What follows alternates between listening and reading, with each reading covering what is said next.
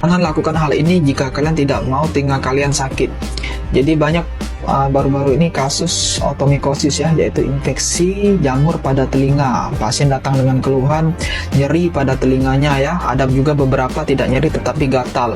Nah, keluhan pasien ini timbul terasa nyeri dan gatal telinga, belum bisa kita simpulkan bahwa ini pasien pasti otomikosis ya. Maka kita perlu lakukan pemeriksaan dengan menggunakan otoskop ya. Kita lihat dulu liang telinganya. Jikalau memang dia ada indikasi terinfeksi jamur, maka bisa kelihatan melalui otoskop tersebut dan baru kita lakukan tata laksana sebagaimana mestinya. Nah, tetapi yang paling penting adalah supaya pasien tidak sering berulang nyeri telinganya, walaupun sudah dibersihkan, sudah diobati ya. Mau tidak mau kita harus mitigasi daripada faktor risikonya. Nah, faktor risiko apa aja dokter yang bisa menyebabkan liang telinga kita ini gampang terinfeksi jamur? Yang pertama, hindari mengorek telinga terlalu sering. Jadi mengorek telinga yang terlalu sering ini bisa membuat lapisan yang melindungi liang telinga kita dari gampangnya terinfeksi jamur bisa ikut terangkat ketika kita mengorek telinga terlalu sering. Yang kedua, ini bagi wanita ya yang berhijab, itu pastikan ketika habis keramas harus benar-benar keringkan rambutnya dengan menggunakan hair dryer atau pengering rambut.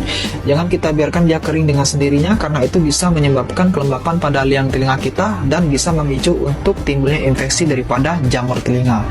Kemudian kalau misalnya kita punya hobi berenang atau kebiasaan berenang ya, itu wajib menggunakan yang namanya earplug atau penutup telinga supaya air tidak gampang masuk ke dalam telinga dan menjaga telinga agar tetap kering.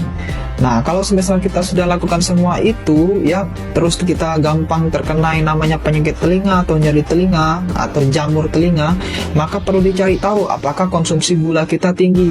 Karena ternyata orang-orang yang memiliki kadar gula yang tinggi di dalam darahnya atau makan makanan yang manis atau tinggi karbohidrat, itu bisa meningkatkan untuk terjadinya infeksi berulang daripada jamur telinga.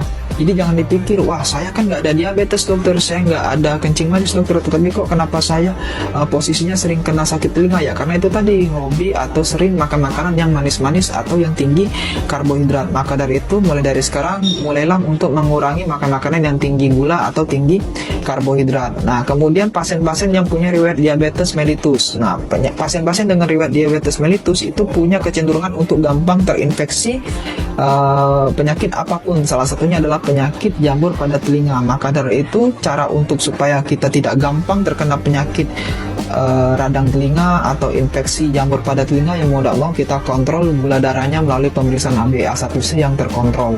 Oleh karena itu, kalau misalnya kalian ada penyakit yang terkait dengan telinga dan mencurigai bahwa ini adalah infeksi jamur telinga, jangan lupa untuk berobat segera ke vaskes terdekat kalian.